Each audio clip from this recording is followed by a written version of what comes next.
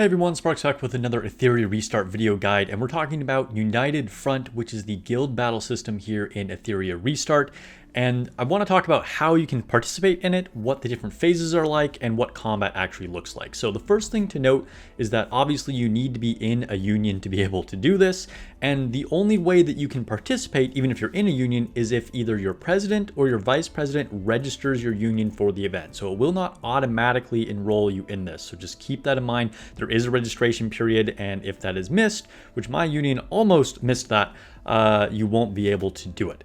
Now, the next phase is going to be the phase where you lay out all of your units, and it's listed up here. So you can see we have the registration period, and then we have the layout period and the battle phase, which is what just started, which is what we're going to get to in a second here. So for the layout period, it'll say layout or whatever.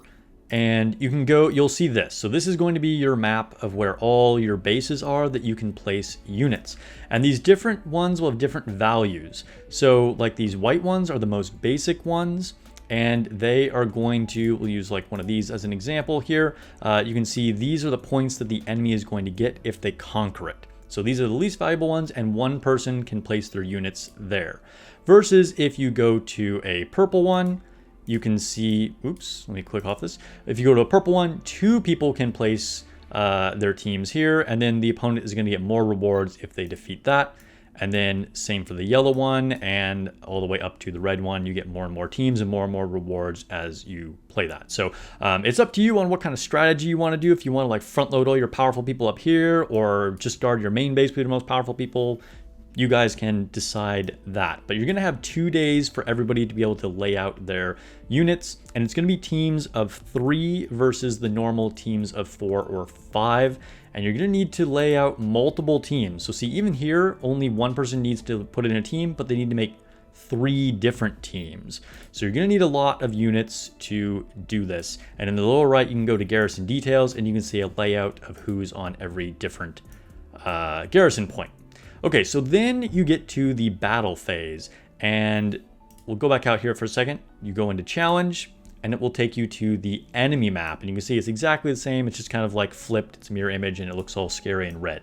So in this case, you're going to have 5 opportunities to attack. So if I click on a garrison here right now to attack this one, you'll see that I have 3 tickets up here in the upper right. That's because I've already attacked twice, and I only have 3 left. And notice that the first person here that was already defeated, I can see their units, but this second person is hidden. So I'm kind of going in blind here on what I'm going to attack, and I can see the rewards if I actually manage to beat this. Also, something to note that I didn't point out when we were looking at the layout phase on the friendly map is that some of these will have different field effects. So here you can see in this particular case, it says Salone will heal the defending animus. Try to cut the defender's healing. So they'll get some kind of buff. So the defender has an advantage, of course. In that respect, they're going to get buffs. But your advantage is that you can play manually, whereas you're just playing auto AI as a defender there. Also, you get to see what their team is once you actually go into the battle. I'll show you an example of the previous battle that I did. And so you can see that now I see the team that I'm fighting, and I get to choose my units. So of course I want to try and counter them. Now this is something really important to note. You cannot repeat units, okay? So once you use them in an attack, you can't use them in another team. So that means you're going to have 15 different units. Now, at this point in the game, if you're watching this, when this video first goes up at launch, that's a joke. No one's going to have built 15 units. I mean, I literally attacked with a level 12 4-star Rahu. So, you know, be smart about how you attack your units. I mean, some of your opponent's defending teams are going to be really goofy too, because, you know, they don't have enough units either. So just keep that in mind. And once you win, you'll get your victory points.